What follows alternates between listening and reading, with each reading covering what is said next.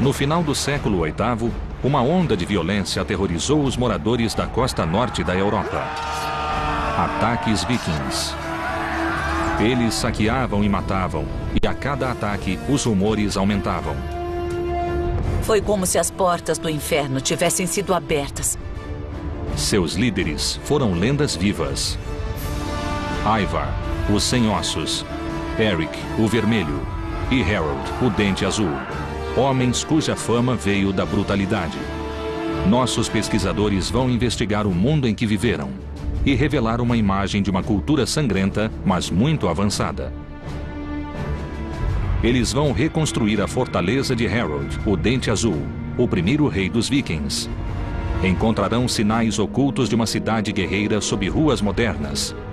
E vão examinar a tecnologia que deu uma enorme vantagem aos vikings.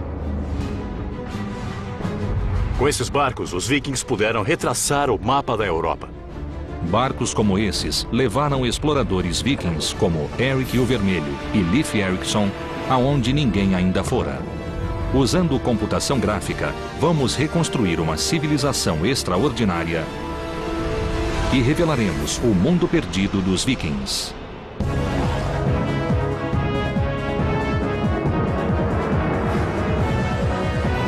Mundos Perdidos, os Vikings. Assassinos, bandidos, bárbaros, pagãos. Embora a cultura viking tenha morrido há mais de 1000 anos, sua reputação permanece. Os pesquisadores Jonathan Foyle e Helena Hemmerle querem descobrir a verdade sobre esses guerreiros e seu mundo. Helena Hemmerle é uma arqueóloga de Oxford e estuda culturas europeias antigas. Um dos mistérios genuínos sobre esse período é o motivo de os vikings surgirem. O que os levou a atacar e também a colonizar da forma que fizeram. Jonathan Foyle é um historiador de arquitetura que estuda construções para entender as culturas que as erigiram. Parte da experiência viking é viver com materiais brutos, a terra e o fogo, o vento e a água. Eles viviam em integração com os elementos. Os historiadores sabem a data de início da campanha viking de terror, 793 d.C. Tudo começou com um ato de sacrilégio.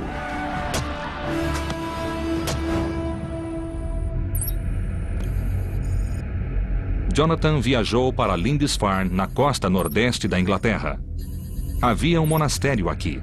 Na época, era um dos santuários mais sagrados da cristandade. Nós herdamos uma imagem dos vikings como sendo piratas sedentos de sangue, e essa reputação surgiu aqui, em Lindisfarne. As notícias do ataque viking espalharam-se depressa pela Europa. Richard Warren explica. Este foi o primeiro ataque a um centro muito importante. Este foi o lugar em que um ataque aconteceu pela primeira vez. E psicologicamente foi o ataque que levou as pessoas a acreditarem que o apocalipse chegara. O ataque foi uma surpresa. Ninguém sabia dos vikings até os barcos surgirem no horizonte.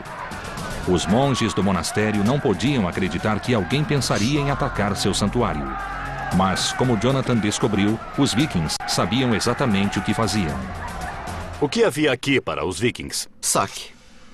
Objetos valiosos, pequenos objetos de metal e coisas assim. Mas eles também queriam escravos, que eram uma cara mercadoria. O mosteiro era famoso pelas relíquias e tesouros. Sua única proteção era a fé. Acreditavam que ninguém ousaria violar o solo sagrado. Eles não tinham defesas, era um mosteiro. Mas eles deviam ter uma muralha ou coisa assim ao redor do mosteiro. Algo como isso aqui. Tinham, sim, um muro que circundava todo o lugar. Ele separava o espaço sagrado interior do mundo externo. Mas era, de fato, apenas uma linha de demarcação. Subindo até o ponto mais alto da ilha, Jonathan e Richard criaram uma imagem da comunidade que os vikings destruíram. O que os vikings viram por aqui há mais de 1000 anos? Certamente nada como isto.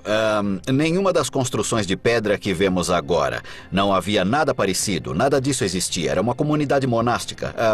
Mas onde vemos a igreja paroquial ali e a igreja do priorado aqui, era o local do mosteiro saqueado pelos vikings. Em vez de construções de pedra, pense em madeira. As estruturas simples de madeira de Lindisfarne eram assim em 793.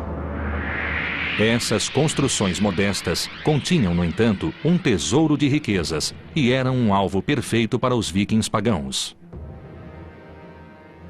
Este lugar era muito mal defendido, feito de material inflamável, e não seria difícil para os vikings chegarem em alguns barcos e destruírem todo o mosteiro. De modo algum. Não havia nada aqui que resistisse a eles, e se quisessem destruir, podiam apagar esse lugar da face da terra. Os ataques vikings eram rápidos. Eles chegavam de surpresa, atacavam, matavam, saqueavam e queimavam. Lindisfarne ficou em chamas, criando um padrão para os ataques vikings. O monge Alcuin, que estava na corte do imperador na Europa, escreveu cartas de condolência. Ele soubera das coisas terríveis que aconteceram aqui e, basicamente, elas foram colocadas por escrito e isso as marcou para sempre como um grande evento. E o que eles pensaram sobre esses estranhos cabeludos que provocaram tantos danos? Devem ter ficado atônitos. Basicamente, eles o consideraram como as tropas do anticristo. Esse era um exército pagão que matava homens de Deus. Eram totalmente bárbaros, assassinos cruéis e sanguinários. O ataque a Lindisfarne foi o primeiro de muitos. Mas de onde vinham os vikings? Para onde levavam os despojos? A arqueóloga Helena Hammerl foi a Estocolmo, na Suécia, na trilha das relíquias cristãs saqueadas em Lindisfarne. Ela queria informações sobre a terra dos vikings e sobre sua cultura. No Museu Nacional, Helena encontrou-se com o curador Kent Anderson para ver as peças. Nós temos muitos objetos. Objetos do mundo árabe e objetos do oeste europeu. Como chegaram à Suécia? Como temos objetos únicos e como eles vêm de um contexto muito especial, como uma igreja ou um mosteiro ou algo assim, então achamos que tenha sido por saque. Este também é um objeto único que deve ser resultado de saque. Ele parece muito com o cimo do bastão episcopal. Sim, é sim. Então podemos imaginar que um pobre bispo irlandês foi atacado e seu bastão foi roubado. Sim, como um tipo de souvenir. Este símbolo sagrado da autoridade episcopal contrasta com os outros objetos do mundo viking. Espadas são os objetos mais valorizados pelos museus. A arma viking de mais prestígio era a espada longa, cuja lâmina valia 16 vacas leiteiras. O guerreiro que a possuía tinha status elevado. No museu, Kent mostrou a Helena achados arqueológicos desconcertantes que indicam sacrifícios animais e humanos. Isto é parte de um crânio e de esqueletos de um túmulo que continha 3 indivíduos. 2 deles com as cabeças cortadas. Isso deve ter sido um sacrifício humano. Como sabemos que eles foram sacrificados? Bom, isso pode ser visto nos ossos, realmente. O que é isto? Marcas de cortes. Marcas? Estou vendo. Meu Deus. Sacrifícios humanos seriam uma prática chocante para o mundo cristão antigo. Sim, devem ter Isso, sido. obviamente, sugere um outro tipo de ideologia e de visão do mundo. E por que isso ocorreu? Eles eram criminosos? Eles fizeram algo errado e estavam sendo punidos? Não, eu acho que não. Essa era a melhor oferenda que se fazia aos deuses. Então, se quisesse oferecer mais que um cavalo ou vaca, iria sacrificar talvez um escravo ou... exato. Meu Deus. Sacrifícios humanos eram parte do funeral de um grande guerreiro ou líder. Os objetos encontrados em locais fúnebres trouxeram muitas informações sobre a cultura viking e nos ajudaram a completar a imagem do mundo viking. Nossos pesquisadores estiveram em Lindisfarne, onde surgiu a fama dos vikings como assassinos sanguinários. Viram objetos saqueados dos santuários cristãos europeus. Jonathan Foyle foi ao extremo norte da Dinamarca para revelar os segredos de um cemitério viking. Ele foi ao sítio de Lindon Oe. No final do século XIX, arqueólogos cavaram 4 metros de areia e acharam túmulos muito bem preservados. O especialista local, Lars Christian Norba, foi o guia. Lars, este é um sítio impressionante, não é? Fica no alto de uma colina, e então é o lugar perfeito para ser enterrado. As pessoas aqui eram de uma aldeia comum. O local foi preservado pelas dunas de areia, que chegavam a 4 metros de altura aqui. Então, o dobro da minha altura. De areia. Cobrindo tudo.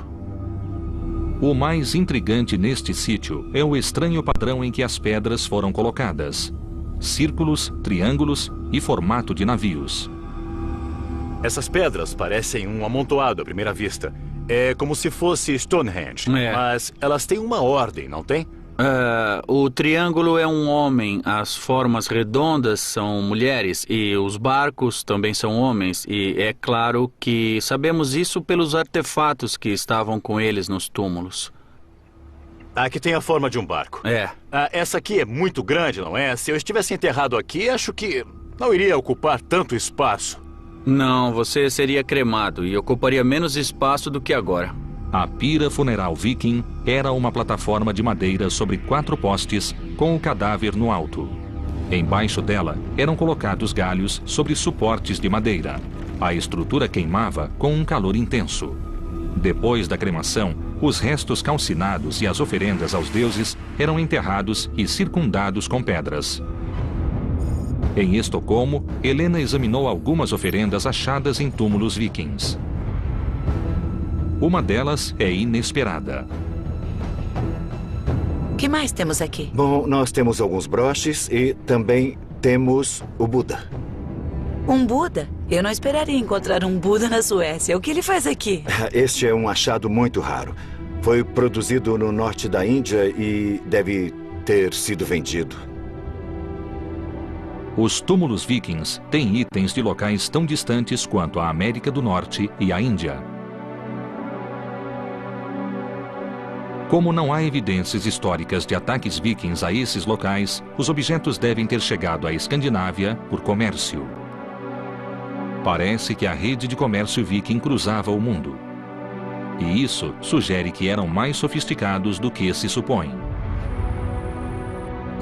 Para saber mais, Helena Hemmerl foi até a ilha de Björkö, onde existiu Birka, uma cidade viking. 1200 anos atrás, ela era um importante porto na costa do Báltico. Helena encontrou Björn Ambrosiani, diretor do projeto Birka e um dos maiores estudiosos dos vikings. Esta área tem clima úmido e as estruturas de madeira da cidade apodreceram há tempos, mas cobriam uma área equivalente a 30 campos de futebol. Usando as evidências arqueológicas, Björn reconstruiu uma delas. Então, esta é a área de armazenagem, ou área de trabalho, e aqui dentro temos o espaço de moradia com uma fornalha no chão e depois os bancos em que as pessoas dormiam, trabalhavam e viviam por meses a cada ano durante o inverno. E quantas pessoas viviam aqui? De 6 a 8 indivíduos. Embora de aparência simples, essas casas eram revestidas com peles, lãs e tecidos, tornando possível a seus ocupantes suportar temperaturas abaixo de 0. Os artefatos encontrados em Birka mostram um lado oculto dos vikings, sua habilidade como artesãos. Que tipo de evidências vocês têm do trabalho com bronze? Que tipo de materiais acharam? Temos cerca de 25 mil peças como esta. Certo, temos uma peça de cerâmica queimada com alguns desenhos. Isso parece ter sido usado para fazer um belo broche de bronze ou um par de broches que uma mulher usaria em suas roupas do dia a dia. O número de moldes e de objetos de bronze encontrados em Birka sugere que as joias não eram feitas só para uso local, mas também para comércio. As rotas comerciais de Birka chegavam à Rússia e a toda a Europa. Alcançavam o Oriente Médio, Índia e China. Birka era um centro internacional. O sucesso de Birka trouxe problemas, e é claro que eles precisavam de defesas. Estes são grandes montes de terra com um espaço no meio. O que é isso que vemos? São os muros da cidade, e este é um dos portões. E em cima disto havia uma paliçada de madeira e existem traços dela. E isso fazia parte das defesas da cidade. As defesas circundavam uma área de mais de 445 mil metros quadrados e indicam um equívoco atual sobre a cultura viking, pois os muros de Birka foram construídos para bloquear os homens que os moradores chamavam de vikings. Birka era muito bem defendida. Era assim. Mas por que os vikings precisavam se defender de outros vikings? Esta não era uma cidade viking, era uma cidade da época dos vikings. Os vikings eram piratas do mar que saqueavam outros vikings. O nome viking foi atribuído a uma civilização, mas originalmente se referia às ações de poucos. Agir como viking significava atacar. Então não devíamos nos referir aos moradores de Birka como vikings, e sim como comerciantes bastante pacíficos. Realmente parece que os vikings eram apenas essa elite militar que se parece um pouco com a máfia. Isso mesmo. Como o maior e mais rico centro comercial da Escandinávia, Birka era bem defendida e permaneceu próspera por 200 anos. A cidade repelia um ataque após o outro. Seu declínio foi lento. O nível do mar baixou e o porto deixou de ser navegável. Os navios essenciais para o comércio não podiam mais alcançá-la e Birka foi abandonada. Nossos pesquisadores estão na Escandinávia em busca do mundo perdido dos vikings. Visitaram a cidade comercial de Birka e descobriram que os vikings eram gangues de saqueadores que constituíam apenas uma pequena parcela da população escandinava. Os atos de alguns definiram a história de toda a população. Os pesquisadores investigaram a tecnologia que tornou possível a era viking, o barco viking. Esses barcos revolucionários levaram os vikings mais longe para o oeste do que qualquer outro europeu antes deles.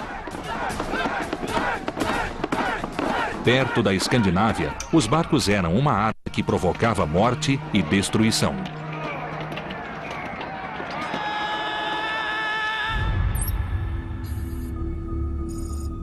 Jonathan Foyle visitou o Museu de Barcos Vikings em Oslo, na Noruega. Ele queria ver o barco Oseberg, encontrado em um sepulcro em 1903. Tem 1.100 anos e está 90% intacto. É crucial para os arqueólogos por ser o mais antigo barco viking com um mastro. Ao acrescentar um mastro e uma vela aos barcos a remo, os vikings aumentaram sua velocidade média para mais de 10 milhas náuticas por hora e também tornaram possíveis as longas viagens por mar. Para saber como o mastro era construído, Jonathan conversou com Bjort Orseth na oficina do museu. Bjort é um dos maiores especialistas no trabalho viking em madeira. Ele estuda a tecnologia do mastro e a razão de ser tão revolucionário. Isso aí é parte da estrutura que está ali? Sim, temos aqui o Masterfisk. Masterfisk? Sim. É como os marinheiros chamam o mastro. Isso. E esse é o modelo de um? Sim, esse é um modelo em escala 1:4. Então isso aqui vai no topo? Sim. E depois nós colocamos isto como trava. Incrível, você encaixa isso aqui e isso não se move mais. Não. O peixe do mastro, assim chamado por ter forma de peixe, mantinha o mastro no lugar. Ele ajudava a distribuir o impulso do vento igualmente por todo o barco, o que evitava que o mastro quebrasse com ventos fortes. O mastro era removível, o que permitia que os barcos vikings passassem sob obstáculos que bloqueariam barcos com mastros fixos. Era preciso ser muito hábil para pilotar esses barcos. Ao lado do barco Oseberg, encontramos Knut Pasch, especialista em barcos vikings. Onde ficaria o nível da água aqui, no lado do barco? Dá para ver, é onde forma 90 graus, este ângulo aqui. Nesta área aqui. Isso. Então, se inclinasse mais de 9 graus, de fato afundaria imediatamente. Então existe um ajuste de equilíbrio muito delicado nesse barco. Depois de 1.100 anos, ainda se nota a habilidade dos construtores. Está extremamente bem preservado, como se pode ver. E esse ferro não enferruja. Então esses são mesmo os rebites originais? Sim, são sim. Os rebites são feitos de ferro encontrado em pântanos e que não enferruja. Mas o material mais importante era a madeira do casco do barco. É feito de carvalho, 100% carvalho. Quantas árvores seriam necessárias para um barco como este? 80 seria um bom palpite. 80 árvores. Esse é um grande investimento, então. Sim, eles certamente eram caros. Quantos barcos havia numa frota? Temos registros escritos que falam em cerca de 50 e até 100 barcos ao mesmo tempo. Então, 80 árvores vezes 100. Aham. Estamos falando de 8.000 árvores. Isso é um grande desmatamento. Por usarem carvalhos que demoram 150 anos para crescer, os barcos vikings mudaram a paisagem local e a navegação para sempre. Há uma essência dos vikings nesses barcos. É onde imaginamos que os vikings estivessem em alto mar. Mas, ao ficar face a face com um barco viking de 1000 anos, sentimos um respeito real por sua engenhosidade, por sua destreza e pura determinação. A habilidade e a determinação dos vikings é aparente no Museu Roskilde, na Dinamarca. Helena veio investigar como o projeto revolucionário dos barcos mudou o mundo viking. Ela esteve com Turi Müller, que constrói barcos com técnicas e tecnologias vikings. As ferramentas que está usando são similares às que eles usavam na era viking? Tentamos fazer o mais igual possível. Podemos ver pelas partes escavadas. Algumas vezes não conseguimos achar todas as ferramentas que vemos nas marcas no barco.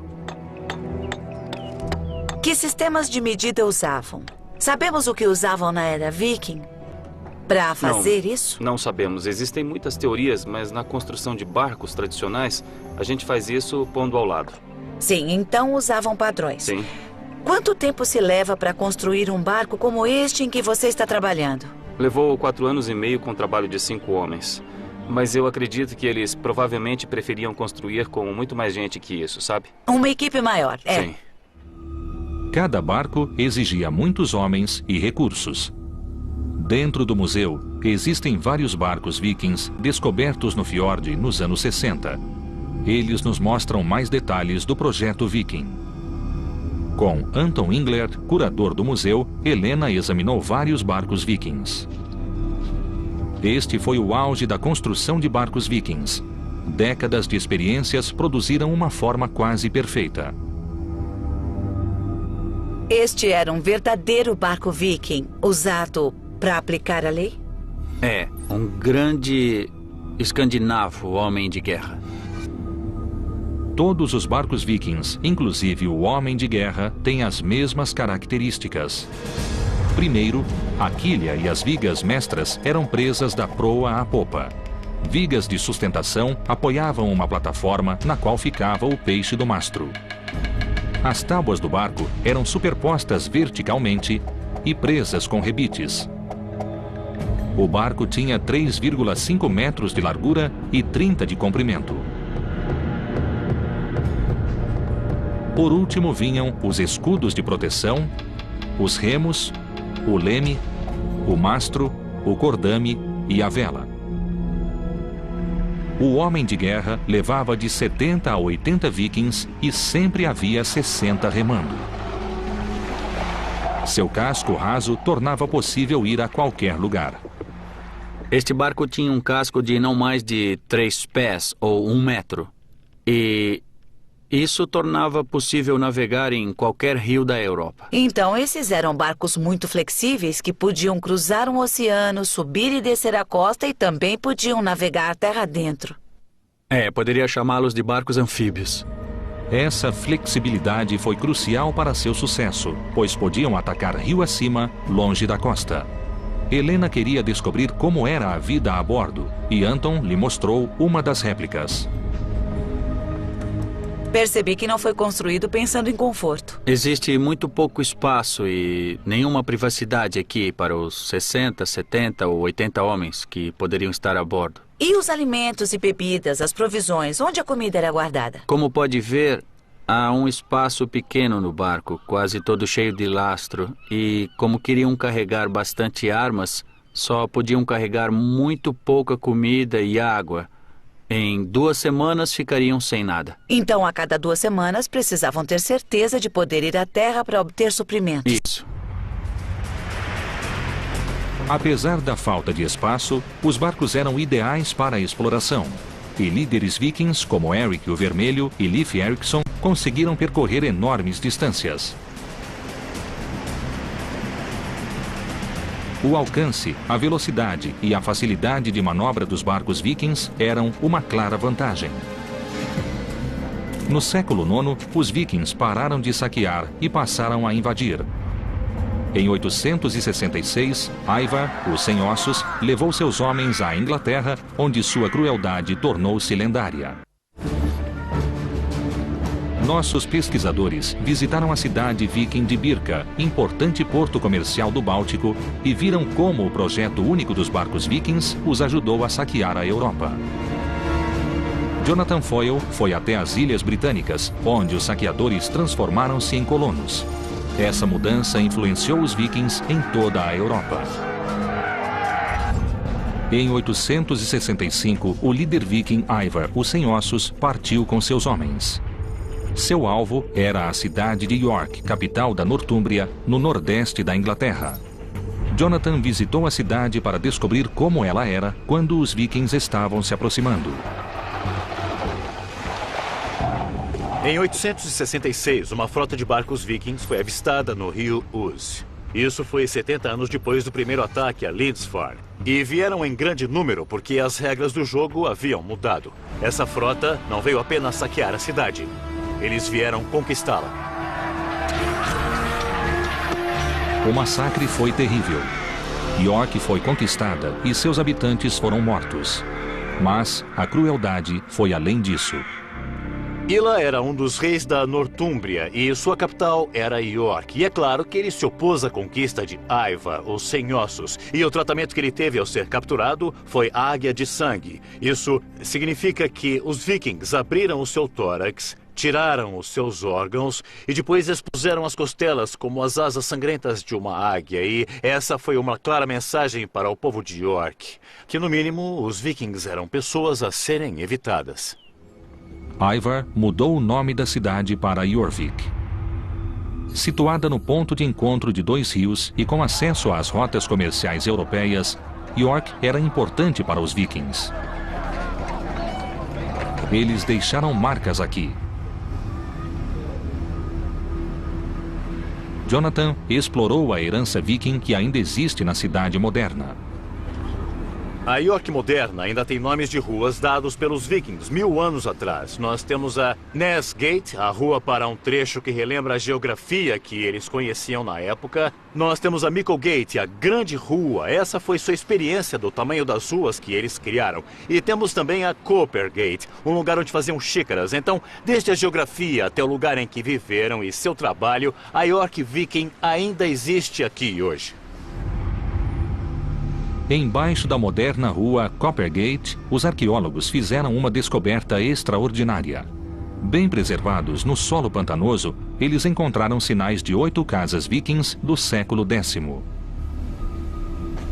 Jonathan foi ao centro Jorvik, construído ao redor das ruínas.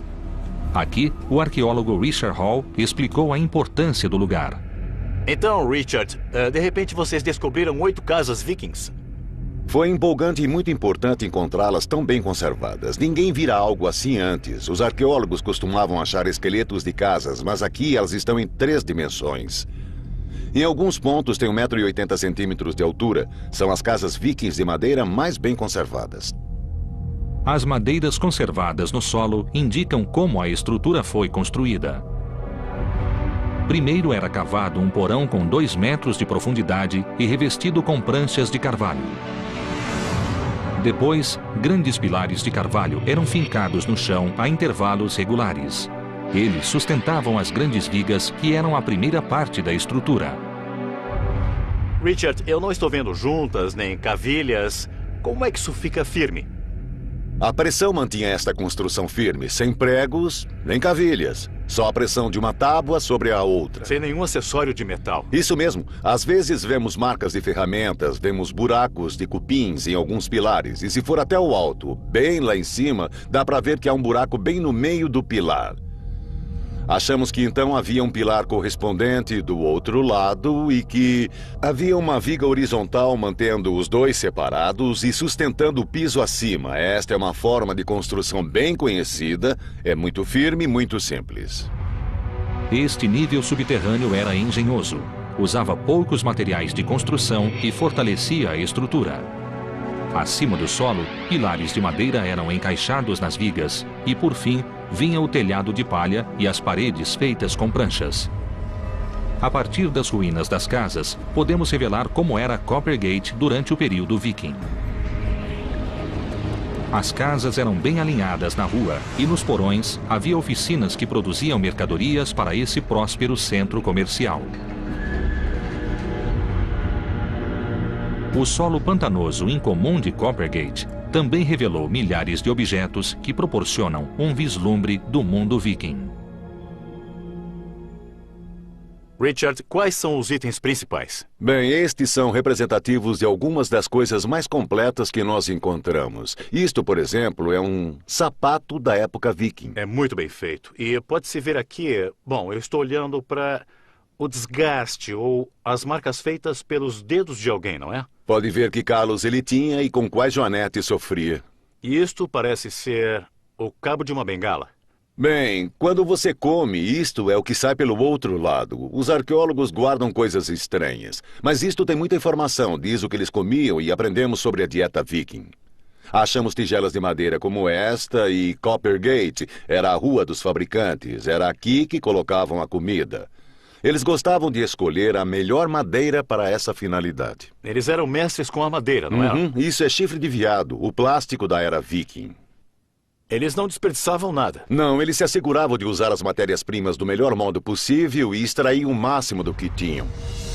Jonathan esteve na Escandinávia para entender o mundo perdido dos vikings.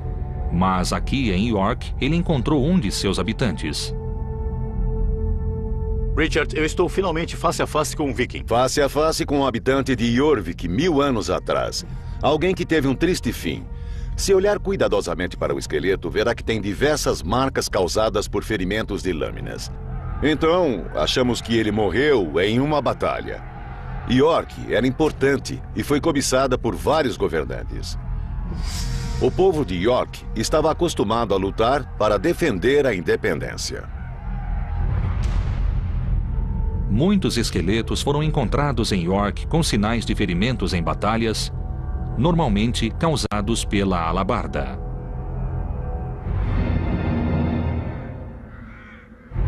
Sob o governo viking, Jorvik tornou-se um próspero porto, um importante centro de comércio internacional e uma base para novas conquistas. Ao morrer, em 873, Ivar era rei do norte de toda a Irlanda e da Bretanha e governava um vasto território. Enquanto as conquistas vikings alteravam o mapa da Europa, na Escandinávia, uma grande rebelião mudava a sociedade viking. Nossos pesquisadores exploraram o território viking e revelaram redes de comércio com a Europa e outros locais. Eles mostraram a extraordinária habilidade viking na construção de barcos e na navegação. Visitaram também o centro da Dinamarca. Em Roskilde, Helena pesquisou sobre Harold, o Dente Azul, um líder viking do século X que uniu a Dinamarca e também foi rei da Noruega. Harold era um viking típico, alto, forte e guerreiro, mas tinha um conflito interior. Embora nascido pagão, Harold converteu-se ao cristianismo. Para concretizar sua visão de uma Dinamarca cristã, ele ordenou a construção de acampamentos circulares, chamados de fortificações em anel, para unir as tribos vikings em luta.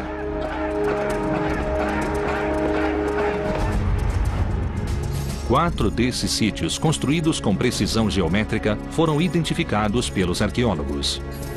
Helena foi a Trelleborg para investigar como eram construídos. Ela se encontrou com Mads Stern, especialista na construção das fortificações. A construção foi iniciada em 975. Tudo isso foi parte de uma grande mobilização militar na Dinamarca nessa época. Embora Harold não tenha escrito por que construiu as fortalezas, temos uma boa ideia do que deve tê-lo motivado. Ah, sim. Podemos ver por dentro? Sim, claro. Eles foram para uma das barreiras para ter uma visão melhor do sítio. Em cima da barreira de terra havia uma cerca de madeira. Sim, era assim. Essencialmente... E havia um caminho no alto da barreira. Também era fácil andar ao redor e cruzar os portões. E havia, é claro, pontes para que pudessem mover as forças muito depressa ao redor de toda a fortaleza quando acontecia uma batalha. Agora podemos revelar como essa fortificação era impressionante quando vista de fora. Rodeada por uma paliçada de carvalho com 7 metros de altura, ela era guardada por guerreiros de elite. Acreditamos que havia cerca de 400 a 500 guerreiros aqui. E as famílias de alguns deles provavelmente moravam ali. Acabou sendo não só uma base militar, mas também um tipo de comunidade local. As fortificações em Anel funcionavam como centros regionais de controle e de coleta de impostos e como símbolos do poder de Harold, o Dente Azul. Devia haver fazendeiros que traziam provisões para os guerreiros. A ideia é que o rei e seus homens viajassem de uma fortaleza para outra e quando acabavam os víveres, eles seguiam para a próxima. Então o rei estava literalmente viajando pelo país e consumindo os impostos, praticamente comendo os impostos. Sim, é isso mesmo. A construção dessas fortalezas consumiu muitos recursos. A construção de Trelleborg exigiu o trabalho de centenas de homens durante 6 anos e usou mais de 9.000 carvalhos. Foi necessário muito trabalho, realmente. Devem ter sido uns 1.000 homens trabalhando aqui, pelo menos.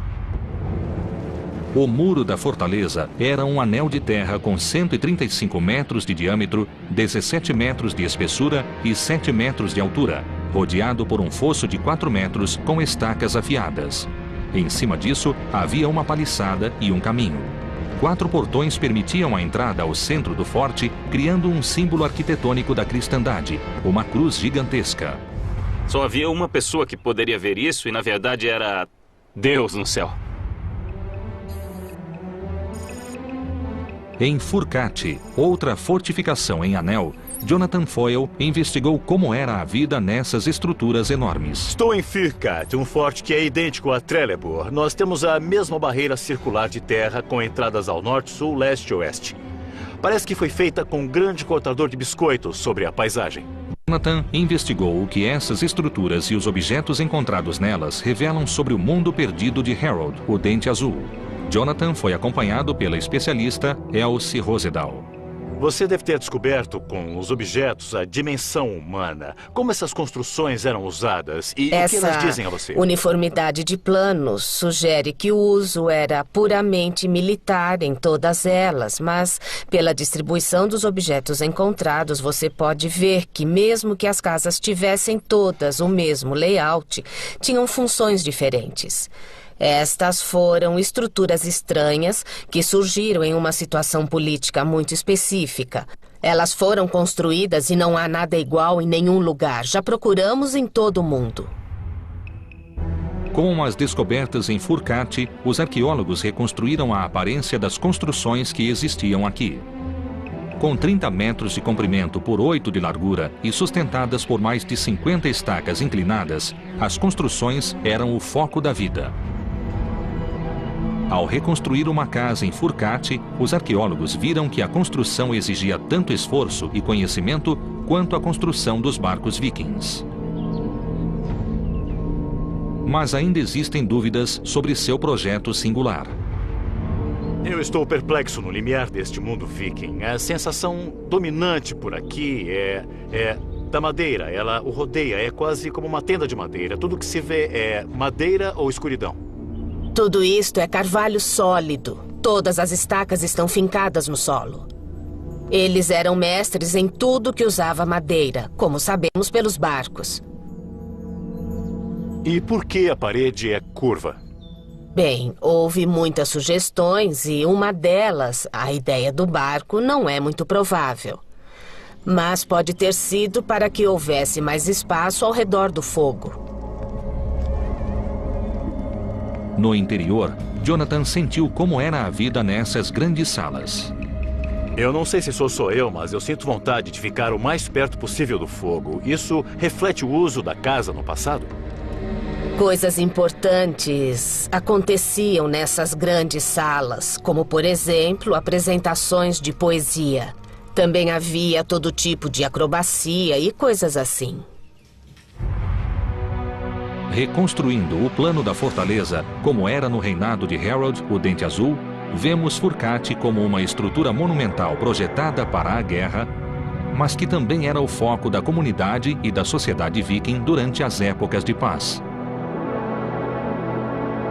Porém, as fortalezas não sobreviveram ao homem que ordenou sua construção. Vikings pagãos rebeldes, liderados por seu filho, insurgiram-se contra Harold e sitiaram suas fortalezas sagradas. Houve uma revolta, liderada por seu filho Ven, o Barba Fendida, e ele foi morto. Depois dessa revolta, o novo governo não se interessou pelas fortalezas e elas foram abandonadas. Então, de fato, são fracassos. Mas fracassos esplêndidos. Você seria a última pessoa que eu pensaria que chamasse isso de fracasso por causa do envolvimento e do amor que tem por elas. As descobertas de Jonathan em Furcate revelaram a vida nessas fortalezas e também o mundo viking em transição de tribos pagãs para reinos cristãos. A civilização viking progrediu muito em 250 anos. Eles tiveram muito sucesso no que fizeram. Primeiro saqueando e depois colonizando e se fixando nas costas do Atlântico Norte. Os descendentes de Harold governaram um império que incluía a Inglaterra, Noruega e Dinamarca.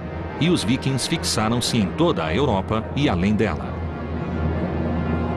Nossos pesquisadores descobriram que a influência viking, iniciada com a violência dos saqueadores e fortalecida com o comércio, só foi possível pelos barcos vikings. Seguindo uma trilha de pistas, eles revelaram que o mundo viking não desapareceu. A capacidade de adaptação e de evolução dos vikings levou-os a criar uma cultura nova e versátil. Essa foi uma civilização mutável, movida por tecnologia revolucionária, governada pela riqueza e que, por quase 300 anos, manteve um império que ainda é visível em muitas cidades. Este era o mundo perdido dos vikings.